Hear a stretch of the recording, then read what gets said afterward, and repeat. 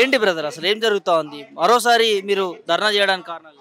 ఇక్కడ మేము మరోసారి ధర్నా చేయడానికి కారణం ఏంటంటే ముచ్చటగా గ్రూప్ వన్ మూడోసారి కూడా రద్దు అయ్యే అవకాశం ఉందని మాకు అనిపిస్తూ ఉంది. ఎందుకంటే ఆ గ్రూప్ వన్ నోటిఫికేషన్ అది ఏ ముహూర్తాన్ని వేసారో కానీ వచ్చిన దగ్గర నుంచి కూడా అన్నట్టు ఒకసారి ఏమో ఆల్రెడీ పేపర్ లీక్ వల్ల అయిపోయింది, ఇంకోసారి ఏమో మన ప్రింట్ తరగతి తీసుకోవాలని చెప్పేసి అయిపోయింది. ఇప్పుడేమో మూడోసారి తెలుగు మీడియం అభ్యర్థులకు అన్యాయం జరిగిందని చెప్పేసి కూడా ఇప్పుడు ఆగిపోయే పరిస్థితి ఉన్నది. ఎందుకంటే తెలుగు మీడియం అభ్యర్థులకు ఎంత తీవ్ర అన్యాయం జరుగుతూ ఉందంటే అంత తీవ్ర అన్యాయం జరుగుతూ ఉంది. గ్రూప్ వన్ పేపర్లో మీరు ఏ విధంగా కరెక్ట్ చేశారో మాకు చెప్పాలి. ఫస్ట్ వాస్తవానికి నెంబర్ 1 క్వశ్చన్ ఏంటంటే మీరు పేపర్లు ఎవరు దిద్దారు, దిద్దిన వాళ్ళకి అర్హత ఉందా లేదా? మీరు నిజంగానే ప్రొఫెసర్లా, యూనివర్సిటీ ప్రొఫెసర్లా, లేకపోతే డిగ్రీ లెక్చరర్లా, జూనియర్ లెక్చరర్ కూడా మాకు తెలియని పరిస్థితి. ఇంత ఘనంగా తీవ్రమైన నిరుద్యోగులు కూడా సుమారు ఇప్పుడు ఎందుకంటే ఇంత ఘనంగా కోరడానికి కారణం ఏంటంటే సుమారు 10 సంవత్సరాల నుంచి కూడా తెలుగు మీడియం చాలామంది అభ్యర్థులు కూడా ఇక్కడ చదువుతూ ఉన్నారు. 10 సంవత్సరాల నుంచి కూడా చాలామంది నిరుద్యోగ అభ్యర్థులు అరిగోసపడుతూ only Telugu medium, only group 1 రాసే అభ్యర్థులు కూడా గ్రూప్ 2, గ్రూప్ 3 కూడా వాళ్ళు రాయలు. ఓన్లీ గ్రూప్ 1 కోసం చెప్పేసి పడకపోతుంటే కూడా ఈరోజు ఇంత ఘనంగా తీవ్ర అన్యాయం జరుగుతున్నా కూడా ఇటు కాంగ్రెస్ ప్రభుత్వం కానీ టీఎస్పీఎస్సీ నోటి కానీ పట్టించుకునే ప్రసక్తి లేదు. పోనీ ఏమన్నా సరే మాకు అన్యాయం జరిగిందని చెప్పేసి కనీసం వాయిస్ ఇస్తానికి కనీసం భావ ప్రకటన స్వేచ్ఛ కూడా లేదు. ఎవరు మాట్లాడితే వాళ్ళకి అనవసరం కోర్టు నోటీసులు ఇవ్వడం, లేకపోతే పోలీసులను వాళ్ళతో మాట్లాడి ఇబ్బంది పెట్టి ప్రయత్నం చేస్తూ ఉన్నారు. ఇక్కడ మీ మెయిన్ డిమాండ్ ఏంటంటే మరి ఇక్కడ మీరు టీజీపీఎస్సీలో రీకౌంటింగ్ ఆప్షన్ ఇచ్చారు, మాకు కావాల్సిన రీవాల్యుయేషన్ ఆప్షన్. మా పేపర్లు మేము మళ్ళీ తిట్టమంటున్నాం. ఏమవుతుంది? మీరు రాసిన పేపర్లే కదా, మళ్ళీ అయితే మరో కదా. అక్కడ కేవలం ఒకే ఎగ్జామ్ సెంటర్లో 65 మందికి ఎట్లా వస్తాయి? కేవలం ఒకే ఎగ్జామ్ సెంటర్లో ఉన్న వాళ్ళకి 65 మందికి ఉద్యోగాలు ఎట్లా వస్తాయి? అంటే మీరు కావాలని మీరు కుంభకే అందరిని పక్కన పక్కన కూర్చోబెట్టి రాపించారా? లేకపోతే ఉర్దూ మీడియం రాసిన 9 మంది అభ్యర్థులు 7 మంది ఎట్లా సెలెక్ట్ అయ్యారు? మీరు కుంభకే పక్కన పెట్టి రాపించారా? కాబట్టి మేము తీవ్రంగా ఖండిస్తున్నాం. దీనికి వచ్చిన టీఎస్పీఎస్సీ న్యాయం చేయాలి. ఇక్కడ మేము ఇంకోటి కూడా అడుగుతున్నాం ఏంటంటే మీరు రాసిన పేపర్లు మాకు చూపెట్టాను. గ్రూప్ 2 ఓఎంఆర్ షీట్లు మీరు పెట్టారు, గ్రూప్ 3 ఓఎంఆర్ షీట్ వెబ్సైట్లో పెట్టారు. గ్రూప్ 1 సంబంధించి కూడా మీరు రాసిన డిస్క్రిప్షన్ పద్ధతి అన్నీ కూడా మాకు మీరు ఖచ్చితంగా వెబ్సైట్లో పెట్టాలని చెప్పేసి కొడతా ఉన్నాం. లేదంటారా 563 మంది సెలెక్ట్ చేశారు కదా, 563 మంది పేపర్లు అయినా సరే వెబ్సైట్లో పెట్టండి. వాళ్ళు ఏం రాశారో మేమేం రాశారో మాకు తేడా అర్థమవుతుంది కదా. ఎందుకంటే మాకు కడుపు కాలుతుంది, ఎవరు చెప్పుకోలేని పరిస్థితి. గ్రూప్ 1 నోటిఫికేషన్ సుమారు ఎప్పుడో 10 సంవత్సరాల క్రితం వచ్చిన నోటిఫికేషన్ ఇది. మాకు కడుపు కాలుతుంది, ఎవరు చెప్పుకోలేని పరిస్థితి. ఎవరికి పైన ఎవరు పట్టించుకోరు, ఏం న్యాయం వచ్చినా ఏం పట్టించుకోని పరిస్థితి. ఇక్కడ గొప్పగా నిర్వహించమంటున్నారు ముఖ్యమంత్రి కావచ్చు, మంత్రులు కావచ్చు, టీజీపీఎస్సీ. గొప్పగా నిర్వహించారో చెత్త నిర్వహించారో అందరూ తెలిసిన ముచ్చట ఇదంతా. గొప్పగా నిర్వహిస్తే మీకు ఇంతగానో వచ్చి పోరాటం చేయడం మాకేం బాధ? గొప్పగా నిర్వహిస్తే మా వెనకనా వాళ్ళు మా మీద బుడతలు చెప్పేసి మేము అనుకుంటున్నాం. ఇప్పుడు ఎందుకంటే చేతుకున్న ఐదులో ఒక తిరుగుండవు. ఇప్పుడు వాళ్ళు ఏదైనా ఏ రంగాన్ని ములుపుతారు. ఇప్పుడు ఒకనొక టైంలో చిన్న ఎగ్జాంపుల్ చెప్తా. ఫస్ట్ గ్రూప్ 1 పేపర్ లీక్ అయినప్పుడు బల్మూరి వెంకట్ గారు అని మిగతా వారు కూడా హైకోర్టులో కేసు వేయడం జరిగింది. బల్మూరి వెంకట్ ఆయన గ్రూప్ 1 రాసిండా? ఆయన గ్రూప్ 1 అభ్యర్థా? మరి ఆయన ఆనాడు ప్రతిపక్షంలో ఉన్నాడు, కొట్లాడిండు. ఈనాడు మాకు కూడా అన్యాయం జరిగినట్టు మేము ప్రతిపక్షంలో కొట్లాడతాం. ఇప్పుడు ఆయన ఎమ్మెల్సీ కదా, మరి ఎందుకు బయట రావట్లే? ఆయన కానీ మేధావులైనటువంటి కోదండరామ్ సార్ గారు కానీ అగ్నూరు మురళి గారు కానీ వీళ్ళంతా ఎందుకు బయట రావట్లే? ఎక్కడ దుప్పటేసి పట్టుకురు వీళ్ళంతా?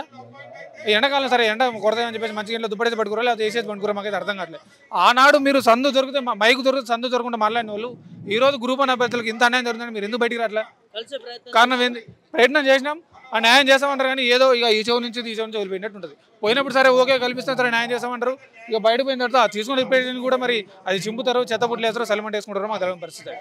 లేకపోతే పల్లీలు కట్టుకుని తింటారు, అర్థం కాని పరిస్థితి ఉన్నది. కాబట్టి ఖచ్చితంగా తెలుగు మీడియం అభ్యర్థులకి న్యాయం చేయాలి. న్యాయం చేయకపోతే మాత్రం ఖచ్చితంగా 2-3 రోజులు కూడా మా కార్యాచరణ ప్రకటిస్తాం. అవసరమైతే సెక్రటరియట్ ముట్టడి కూడా చేస్తామని కూడా చెప్తా ఉన్నాం. గతంలో కూడా గ్రూప్ 1 ఇష్యూ మీదే G.O. 29 దాని మీదే ఈ గ్రూప్ 1 మెయిన్స్ పరీక్ష ఆపాలి, దీంట్లో ఇబ్బందులు ఉన్నాయని చెప్పేసి కూడా గతంలో కూడా సెక్రటరీ ముట్టడి ఇచ్చినాం. మళ్ళీ ఈసారి అవసరమైతే కూడా సెక్రటరీ ముట్టడి ఇచ్చి ఖచ్చితంగా ప్రయత్నం చేస్తాం. ప్రభుత్వం ఉన్నప్పుడు ఎందుకు నిరుద్యోగ సమస్యలు ఎందుకు పట్టించుకోవట్లేదు? ఏం చెప్తారు కదా?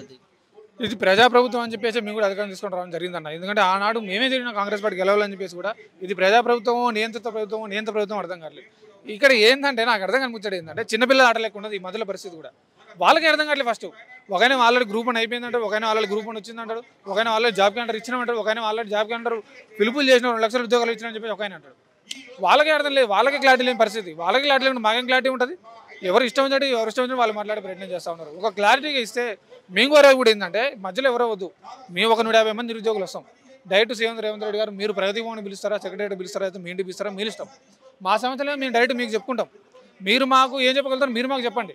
ఎందుకంటే మధ్యలో ఎవరెవరో చేరి ఇదంతా మా సమస్యలు ఏదో తప్పుదారి పెట్టే ప్రయత్నం చేసి ఇక్కడ ఏదో ప్రతిపక్షం చేపిస్తామని చెప్పేసి కొంతమంది ఆరోపణలు చేస్తూ ఉన్నారు. మాకు మాత్రమే రాజకీయం రావాలి, ఆనందమా సంతోషమా?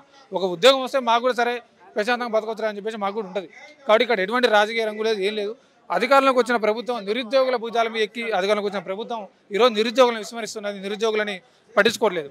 నేను మళ్ళీ చెప్తున్నా, రేవంత్ రెడ్డి గారు నిరుద్యోగులకి మీకు తీవ్ర గ్యాప్ పెరుగుతూ ఉన్నది. అది మంచిది కాదు. మరొక నిరుద్యోగ సేవ తగలిపోతూ ఉన్నది. కావాలంటే నిరుద్యోగుల సేవ ఎట్టుండదో మేము తెలుసుకున్నాం కాబట్టి ఆయన సీటు ఊడిపోయింది కాబట్టి నీ సీటు కూడా ఊడిపోవడానికి దగ్గర వచ్చని చెప్పేసి మాకు కనిపిస్తూ ఉంది. త్వరలో లోకల్ బాడీ ఎలక్షన్స్ కూడా ఉన్నాయి. ఖచ్చితంగా మా తడాగా చూపిస్తాం, మా సత్తా చూపిస్తాం కాబట్టి ఖచ్చితంగా ఇక్కడ తెలుగు మీడియా అభ్యర్థులకు మీరు న్యాయం చేయాల్సి మేము కోరుతున్నాం. అంటే ప్రక్షాళన చేసినాక కూడా ఇట్లా జరగడం ఏమనుకోవచ్చు బ్రదర్? అది ప్రక్షాళన చేసిన చెప్పేసి మార్చినామని అన్నారు. అవును. దాంట్లో టీం మెంబర్స్ కూడా మార్చినామని అన్నారు. ఇంత ప్రక్షాళన చేసిన తర్వాత మళ్ళా గదే తోవల పోతున్నట్టున్నది. ఇప్పుడు ఇంటికి పై పైన రంగులు వేస్తే ఏమంటారు, నా లోపల లోపలే ఉంటుంది అదంతా.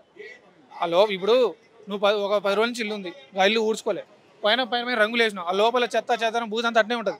ఈ పరిస్థితి కూడా అట్నే ఉన్నది. ఏది మన పేపర్ లీక్ అయినప్పుడు సిట్ ఏదో వేసినా చెప్పేసి ఎడిపోయింది సిట్. అది ఆ సిట్టు కూర్చొనే ఉందా, నిలబడి ఉందా, ఎడిపోయింది అర్థం కాని పరిస్థితి మాకు. ఎడిపోయింది ఆ సిట్టు. ఏది ఎవరు దొంగలు తీర్చారు, ఎవరు దోచులు తీర్చారు, ఎవరు పేపర్లు అమ్ముకుని చెప్పి దోచినారు. మీరు అంతా ఒకటై దొంగలు అంతా కలిసి ఊళ్ళు పంచుకున్నట్టు మీరు ఒకటై ఇలా నిరుద్యోగులని విస్మరణ చేసే ప్రయత్నం చేస్తూ ఉన్నారు. మీరు నిజంగా అమ్ముకున్నారా లేదంటే ఏం చేస్తారో కూడా అర్థం కాని పరిస్థితి. ఎందుకంటే చూస్తూ ఉంటే మాకు అట్నే అనిపిస్తూ ఉన్నది, మీరు నిజంగా అమ్ముకురేమో ఉద్యోగాలు అని చెప్పేసి. ఎవరో ఎమ్మెల్సీ కోడలంట, ఆమె కూడా సరే ఆమె చదివితే చదువు ఉండొచ్చు కానీ అది ఏదో పేపర్లో కూడా ఈ మధ్య ఈ చక్కర్లు కొడతా ఉన్నది. ఆమె కూడా గ్రూప్ 1 ఉద్యోగం వస్తుంది, టాప్ 10లో ఉందని చెప్పేసి. ఇది నిజంగా మనం చదివి రాసే సంతోషం.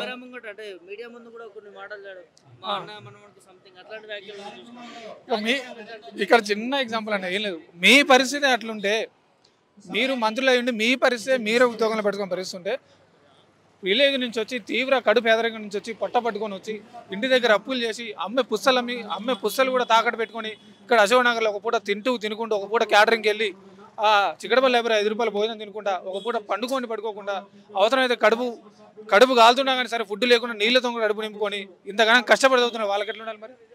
ఇప్పుడు అధికారులను మీరు ఉద్యోగాలు ఉంచుకుంటే మరి మా పరిస్థితి ఇక ఇండైరెక్ట్ ఏం చెప్తారంటే, మీరు చదివి కూడా దండగరాని ఆయన వేస్ట్, ఎందుకు అనవసరం మీ టైం వేస్ట్ చేసుకుంటారు, ఎనర్జీ వేస్ట్ చేసుకుంటారు, పోయి ఏదైనా పని చూసుకోరు, ఏంటి ఆయన గంగలు దూకి చావరని చెప్తున్న పరిస్థితి. ఇక్కడ తెలుగు మీడియా ఎట్లుందంటే ఇక తెలుగు మీడియం చదివే వాళ్ళంతా దండగరాబాయి, మీకు ఏ ఉద్యోగాన్ని మీరు పనికిరారు, ఇక వేస్ట్ ఇది, ఇక మీరు మర్చిపోరు, ఇంటికి పోయి ఆ ఉపాధి హామీ కూలో ఏదో ఒకటి చేసుకోరని చెప్పేసి ఉన్నది. ఏదో 2 లక్షల ఉద్యోగ జాబ్కి వెళ్ళారు, అది ఎడిపోయిందో, అది గంగలో పోయిందో, ఊసిన సాగర గెలిచిందో ఎడిపోయిందో తెలియని పరిస్థితి. ఏం చెప్తారు ఫైనల్గా ముఖ్యమంత్రి కావచ్చు, టీజీపీఎస్సీ కావచ్చు, ఇకనైనా అంటే ఏ ధోరణిలో పోతే ఏ చర్యలు తీసుకుంటే టీజీపీఎస్సీలో ఈ గ్రూప్ 1లో సమస్యలు సరిదిద్దుకోవచ్చు? మీ ఇప్పటికి కూడా టీఎస్పీఎస్సీ కానీ ప్రభుత్వాన్ని కానీ చెప్పేది ఒకటే, ఇప్పటి నుంచి అయినా సరే పెట్టిన పరీక్షలను పకడ్బందీగా పెట్టండి, మంచిగా నీటుగా పెట్టండి. నిరుద్యోగులు వాస్తవానికి ఎవరికి బయటికి రావాలని ఏముండదండి, అన్యాయం జరిగినప్పుడే బయటకు వస్తారు. కాబట్టి ప్రతి ఒక్క నిరుద్యోగ ప్రశ్నకు సమాధానం చెప్పాల్సిన అవసరం మీకు ఉన్నది. కాబట్టి తక్షణమే ఎవరో ఒకరు ప్రెస్ మీట్ పెట్టి దీని మీద ఖచ్చితంగా ఇది అన్యాయం జరిగిందని చెప్పేసి మీరు ఒప్పుకునే ప్రయత్నం చేయాలని చెప్పి కోరుతా ఉన్నాం. అలాగే టీఎస్పీఎస్సీ చైర్మన్ గారు కూడా మీరు నిజంగా మరి ఏం చేసి ఇంత అన్యాయం జరుగుతుంటే కూడా మీరు ఒక ప్రెస్ నోట్ ఇయ్యరు, మీరు ప్రెస్ మీట్ పెట్టరు, అటు ప్రభుత్వం నుంచి కూడా మాకు ఎటువంటి ఏముండదు. కాబట్టి మీరు తక్షణమే రాజీనామా చేయాలని కూడా మేము కోరుకుంటా ఉన్నాం. ఎందుకంటే మీకు నచ్చిన వాళ్ళని పెట్టుకుంటున్నారా లేకపోతే తెలిసిన వాళ్ళు పెట్టుకుంటారా కూడా మాకు అర్థం చేయని పరిస్థితి. కాబట్టి ప్రభుత్వానికైనా టీఎస్పీఎస్సీ బోర్డుకైనా మేము ఒకటే అల్టిమేట్ చేస్తున్నాం, తెలుగు మీడియా అభ్యర్థులకి న్యాయం జరగకపోతే మాత్రం అవసరమైతే సెక్రటేరియట్ ముట్టిస్తాం, మళ్ళీ ఒకసారి టీఎస్పీఎస్సీ కూడా ముట్టడానికి రెడీగా ఉన్నాం, సిద్ధంగా ఉన్నాం. ఎందుకంటే హెచ్చరిస్తున్నాం బరాబర్, ఎందుకంటే మాకు కడుపు కాలుతుంది. ఎందుకంటే ఉద్యోగం మా జీవితం, ఇక్కడ మా జీవితం పోయినప్పుడు ఇక మాకేం పోతే మాకేంది, అంతే కదన్నా. ఇప్పుడు సచినోడికి కాలిపోతే చేయబోతుంది, సచిన తర్వాత కాలిపోతే చేయబోతుంది, ఇక సచినట్టే అంటారు వాడిని. ఇక మా పరిస్థితి కూడా అట్నే ఉన్నది. ఇప్పుడు ఇక మా ఆల్రెడీ చచ్చిపోయినాం, కాలిపోయిన చేయడం పర్లేదు, ఇక దూకుడే, ఇక మంచిగా చేయడం ముందర దూకడం ఏం లేదు చేసేది. ఎందుకంటే సమాజంలో తీవ్ర అసహనానికి గురైనప్పుడు అహింసలు హింస చేస్తున్నప్పుడే ప్రతి ఒక్కరు కూడా భావోద్వేగం రగిలి ఇలా బయటకు వచ్చే ప్రయత్నం చేస్తారు ప్రతి ఒక్కరు కూడా. కాబట్టి ప్రభుత్వం ఇప్పటికైనా సరే గుర్తుపెట్టుకొని నిరుద్యోగులకు అందరికీ న్యాయం చేయాలని కోరుకుంటారు.